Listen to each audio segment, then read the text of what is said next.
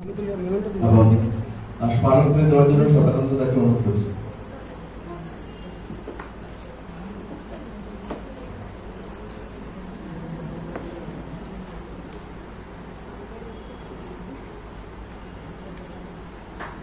দর্শক এডুকেশন আপনারা দেখতে পাচ্ছেন,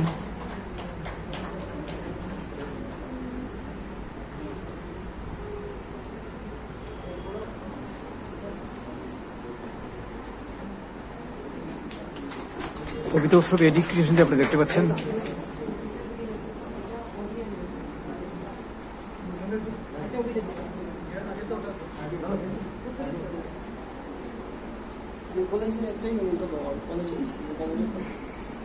এবং আমাদের উপস্থিত হয়েছেন, সবাই খুঁজছেন তো এখানে বসে। আমি বললাম না, এটা আমাদের সবার অনুষ্ঠান। আজকে এখানে কেউ হোস্ট এবং কেউ গেস্ট না, সবাই আমরা আমাদের সবার একটাই মোটো, আমাদের পরিবেশকে রক্ষা করা। তো অন্যতম বিচারক আমাদের এপিডিসিএল থেকে ছিলেন শ্রী আশিস সিনহা মহোদয়, তিনি বিভাগীয় ইঞ্জিনিয়ার। ওনাকে আশিসবাবুকে মঞ্চে আমন্ত্রণ করছি, আমাদের পক্ষ থেকে আমরা ওনাকে বরণ করে নিচ্ছি। তো আমি সাধারণত তাকে অনুরোধ করবো আশিস সিনহা মহোদয়কে বরণ করে নেওয়ার জন্য। এবং একই সঙ্গে যজ্ঞেশ্বর দেওয়া রয়েছে সম্পাদক।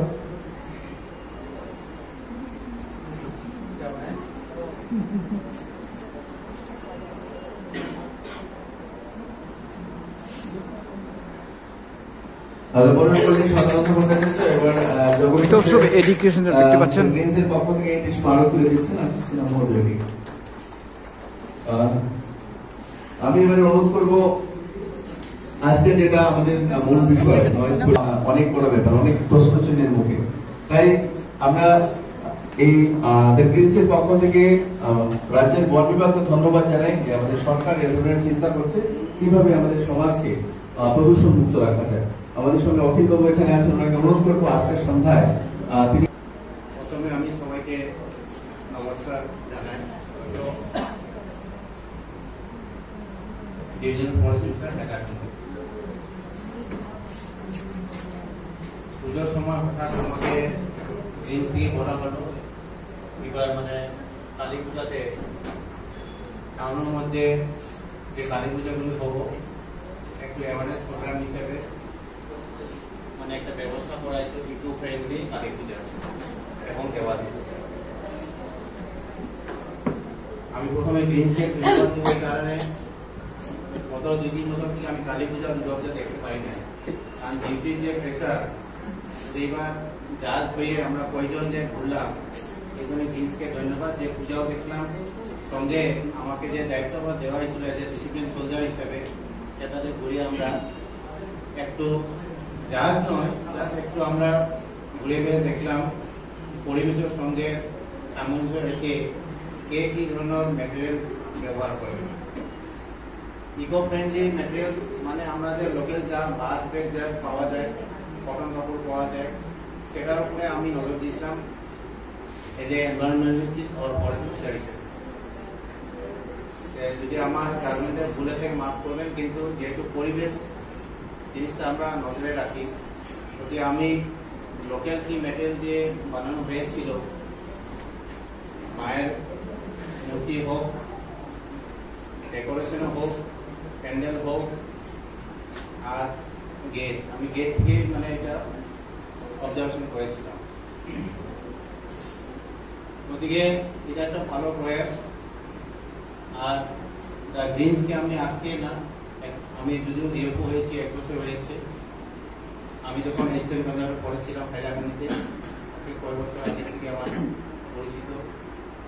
গ্রিনসে ভালো কাজ করছে এনভায়রনমেন্টের উপরে, কারণ সমাজে কেউ না কেউ কিছু দায়িত্ব নিতে হবে, কেমনে অ্যাওয়ারনেস করা যায়, আমাদের ছোটো ছোটো 5-1 স্টুডেন্টকে কেমনে অ্যাওয়ারনেস করা যায়, পাবলিক যে কোনো পাবলিকে হোক, গ্রামে গঞ্জে হোক, গ্রাম শহরে হোক, সিটিতে হোক, কেমনে অ্যাওয়ারনেস করা যায়, আমাদের সমাজে কিছু দায়িত্ব নিতে হয়। এদিকে গ্রিনসের যারা সদস্য আছে সবাইকে আমি ধন্যবাদ জানাচ্ছি। আগামীতেও যাতে প্রোগ্রামগুলো ভালো হয়, আর এটা যাতে আমরা অন্য ডিস্ট্রিক্ট বা অন্য স্টেটের সঙ্গেও যাতে আমরা কম্পিটিশন করতে পারি। আজকে যেটা সাবজেক্ট রাখা হয়েছে ডিসকাশন অন নয়েজ পলিউশন এবং সাউন্ড পলিউশন। প্রথমে আমি বলতে চাই, মানে কেউ মাইন্ড করবেন না, কালী পূজার সময় যখন এখানে একটা ভূতের দেখানো হয়েছিল, আজকে এটার সঙ্গে একটা সমস্যা আছে যে ভূতের দেখার সময় সাউন্ড এবং লাইট যে দেওয়া হয়েছিল, এটা হচ্ছে ওয়ান টাইপ অফ পলিউশন। এই সাউন্ডের লেগে যে লাইটের এফেক্ট দেওয়া হয়েছিল, আমরা বাচ্চারা হয়তো মানে ভয় পেয়েছে, আর সেন্টার হয়ে গিয়েছে, মার সঙ্গে মেয়েটা বা ছেলেটা মায়ের হৃদয় কান, এটা একটা এমন একটা এফেক্ট দেওয়া হয়েছে। এই ধরনের যদি সাউন্ড পলিউশন হয়ে থাকে, ছোট বাচ্চারা না বয়স্ক মানুষরা মানে শরীর অসুস্থ হয়ে যেতে পারে, মেন্টালি ডিসঅর্ডার হতে পারে। যদি আমরা সচেতন থাকবো, এমন ভাবে সাউন্ডটা আমরা ব্যবহার করবো যাতে হাই সাউন্ডিং ভলিউম দিয়ে আমরা ব্যবহার করি না। কারণ সেখানে যে পরিবেশ দেখছি, আমার প্রথমে যাওয়ার ইচ্ছা ছিল না, আমার স্টাফ সবাই থাকায় দেখেছেন কি হয়েছে, কারণ কত হালা চিৎকার, মনে হচ্ছে ভিতরে কোনো নাটক ছোটো হয়েছে।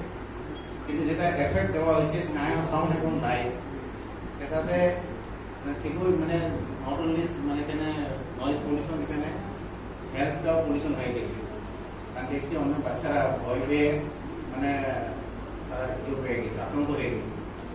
সেখান থেকে আমি দেখলাম যে আজকের যে সাবজেক্টটা, এটা খুব মানে পরিবেশ সমস্য হয়েছে, খুব সুইটেবল একটা।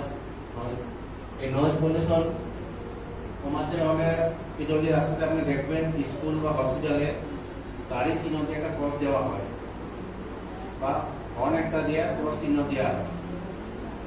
হর্ন দেওয়া ক্রস চিহ্ন মানে এখানে হাই সাউন্ডিং, যাতে কেউ মানে হর্ন বাজায় না, এটা স্টুডেন্ট বা পেশেন্টের হয়তো অসুবিধা হতে পারে। গাড়ি চিহ্ন দিয়ে ক্রস দিয়ে অনেকে গাড়ি চালায়, কিন্তু এগুলো হয়তো মিনিং কেউ জানে কেউ জানে না। যারা টেস্ট দেয় যে গাড়ি চালালেও যাতে আমরা খুব জুড়ে সাউন্ড করে যায় না। কিছু আছে পুরোনো গাড়ি, যেটা অবশ্যই সরকারের তরফে অ্যাকশন নেয়, কিছু 15 বছর গাড়ি হলে বন্ধ করে দেয়। এরপরে কিছু আছে মেশিন, যেমন জেনারেটর, আমরা বাড়িতে হোক বিয়া পর্বতে হোক, জেনারেটরটা আমরা পিছনে রাখি। এর কারণ হলো যাতে এই পলিউশনটা মানুষকে ডিস্টার্ব না করে। কারণ আমরা সকালে একটা ফাংশন করেছি, এই ঘরের সামনে, গেটের সামনে যদি এন্ট্রেন্সে আমরা যদি হাই সাউন্ডিং জেনারেটরটা রাখি, সেটাও একটা পলিউশন। এরপরে পলিউশন হইতে পারে নদীতে, সাগরেতে, কিছু আছে জাহাজ বা এয়ারক্রাফট, এটারও পলিউশন হতে পারে। কিছু পলিউশনে ওয়াইল্ড লাইফও ডিস্টার্ব করতে পারে। দিয়ে আমরা এই পৃথিবীতে কি মানুষ কি জীবজন্তু সবার অধিকার আছে থাকার। আর এই যে ইকো ফ্রেন্ডলি বললাম, সেটাতে মানুষ, মাছ, কাছে পক্ষী সবাইকে অধিকার আছে একসাথে থাকা। আর এটারে কোয়া হয় ইকোলজিক্যাল ব্যালেন্স। আমরা যারা সায়েন্স করেছি, যারা স্টুডেন্ট করেছেন, এখানে পিরামিডিক্যাল একটা দেখানো হয়, স্যার তারা ম্যাডাম তারা নিশ্চয়ই দেখানি স্কুল কলেজে। সেটা প্রয়োজন আছে। ইকোলজিক্যাল ব্যালেন্স মানে একদম মাটির থেকে নিয়ে আকাশ পর্যন্ত আমরা যে একটা ব্যালেন্সিং মেনটেন করি, সেটা আস্তে আস্তে কিন্তু আমরা হারিয়ে ফেলেছি। কেন হারিয়ে ফেলেছি? আমাদের যে ওজন যেটা নিচে এসে গেছে, এটার মানে অনেকটা পলিউশনটা রয়েছে। এই যে সাউন্ড পলিউশন রয়েছে, ওয়াটার পলিউশন রয়েছে, এয়ার পলিউশন রয়েছে, ওয়াটার পলিউশন রয়েছে। যদি আমরা নয়েজ পলিউশনটা আমরা সঙ্গে থাকে, প্রতিদিনে নয়েজ পলিউশনটা অ্যাভয়েড করার জন্য আমরা সচেতন থাকতে লাগবো। আর এখানে যারা স্টুডেন্ট আছে, অ্যাওয়ারনেস প্রোগ্রামের সঙ্গে আমি একটা কথা বলবো, মানে কিভাবে সমাজে একজন ভালো ব্যক্তি বা ভালো অফিসার হওয়া যায়। আমি ছোটবেলা থেকে ঘর থেকে শিখছিলাম, মার কাছে শিখছিলাম যে গাছপালা লাগানো। আজকে আমার গুয়াহাটির বাড়ি হলেও সামনে আমার মায়ের মানে আসাম টাইপের ঘর বারান্দার বসলে দেখা যায় যেমন আশ্রম।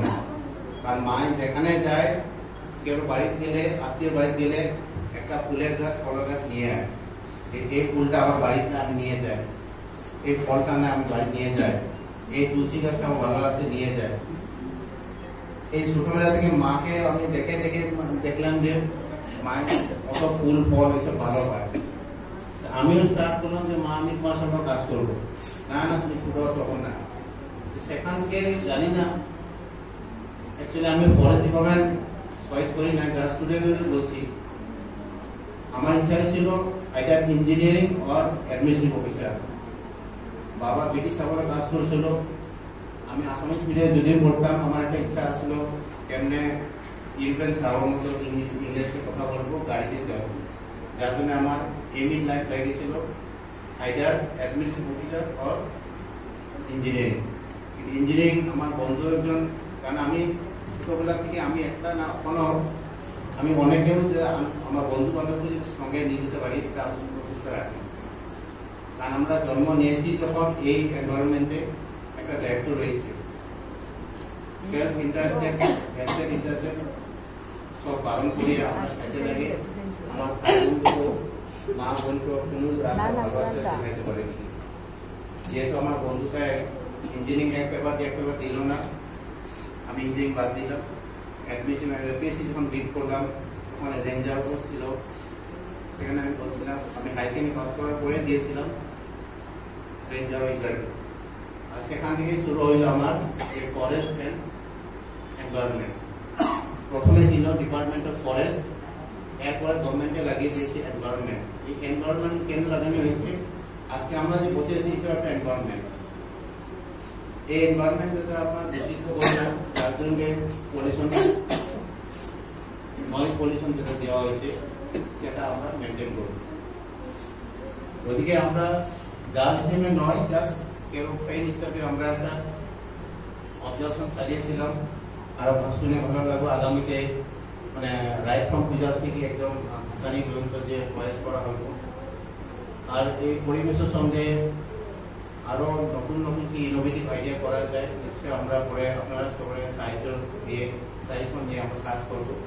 আর আমি কথা দিচ্ছি যতদিন হাইলাকান্দি আছি নতুন অন্য দিয়ে as a citizen of the country আমি সবসময় থাকবো।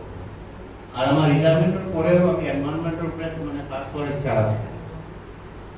4 বছর রয়েছে আর চাকরিতে, এরপরে আমি একটা তো ইচ্ছা আছে ফার্মিং, যেহেতু পরিবেশটা খুব ভালো জিনিস। আরো আমি এরকম বলবো না যে গাছ মানে কি গাছ লাগাবো, ঘরে যে কোনো ধরনের ফুলের গাছ লাগান, ফলের গাছ লাগান, এটাও একটা পরিবেশ মেনটেন করতে কন্ট্রিবিউশন দিয়ে। আমরা যারা স্টুডেন্ট আছে ভাই বোন আছে এটাকে বলছি যে কোনো গাছ লাল নীলা পিলা যে কোনো ফুলের গাছ লাগান, সেটা দেখবেন মধুমাখি আসেও পোলেন মারফতে তারা যেটা মানে আমাদের মধু বানায় সেটা তো সাহায্য হয়, সেটার লেগেও আমাদের ফুলের গাছ লাগাই। ফল পাখিও খায়, কিন্তু আমরা যেরকম ভাত চা ডাল খাই, ওই পাখিগুলা খাওয়ার লেগে তারা কিছু আছে বেশি আছে, সেটা মিঠা মিঠা খায় তারা বেশি ভালো হয়। ওদিকে আমরা কি গাছ লাগাবো, ঘর থেকে আমরা প্রথম ফল ফুল লাগাই, এরপর তো বিভিন্ন পদ্ধতি আছে। ওইদিকে আজকে সবাই দেখছি মানে এখানে যোগদান দিয়েছে, সবাইকে ধন্যবাদ। আজকে বন্ধ দিনে আপনার একটু টাইম স্পেন্ড করেছেন। আর এনভায়রনমেন্টটা আমরা মানুষ হিসেবে বেঁচে থাকতে হলে মানুষ পশু পক্ষী মাছ কাছে সবাইকে আমাদেরকে এনভায়রনমেন্ট লাগে, মাটিতে হোক আকাশে বাতাসে হোক জলে হোক এনভায়রনমেন্টটা আমরা ভালো রাখবো। আর যে সাউন্ড পলিউশনটা আমি বলবো, এই মোবাইলটাও কিন্তু সাউন্ড পলিউশন করে, কেউ আছে খুব জোরে গান বাজিয়ে শুনে, দয়া করে আপনারা মোবাইলটা রাত্রে ঘুমের সময় সামনে রাখবেন না, কারণ এখান থেকে যে রে বাইর আমরা সাবধান তারা ম্যাডাম সাইজ করেছেন দেখা যায় না কিন্তু চোখ দিয়ে, এখান থেকে রে বাইর হয়। আর মোবাইলটা কেন রাখবেন না, কারণ মানে হার্টের লোক কোনো সময় এই রেটার খুব হয়, দেখা যায় না কিন্তু বয়স হলে বোঝা যায়। আর আমি আরেকটা দেখছি সাউন্ড পলিউশন প্লাস লাইটিং এর সঙ্গে এইভাবে মানুষ মারা গিয়েছে। কেউ আছে হেডফোন দিয়ে, আমি একটা দেখেছি হেডফোন লাগিয়ে ঘরে পেয়েছে, তখন বিজলি মারে সঙ্গে সঙ্গে ব্রেন ব্রাশ হয়ে মারা গেছে। এরকম ধরুন যেটা আপনারা নেটও দেখা পেয়েছে, এটা এফেক্ট হইলো সাউন্ড পলিউশন। যখন বিজলি মারে না তখন কেউ যদি মানে বেশি ছোট বাচ্চারা এটা হবিট আছে, এটা আমি রিকোয়েস্ট করবো হেডফোনটা বেশি ইউজ করবেন না, এটা মানে ভালো জিনিস নয়। কোনো সময় মন ভালো লাগার জন্য গান শুনেন একটু কম সাউন্ড দিয়ে, কিন্তু 24 ঘন্টা হেডফোনটাও ইউজ করবেন না। কারণ আমাদের যে বিজলি মারে এই বিজলিটা হেডফোনের লগে কানেক্ট হয়ে গেলে অনেক ফার্স্ট হয়েছে কিন্তু অনেক জায়গা এটাই বলে আমি আমার বক্তব্য সমাপ্ত করছি।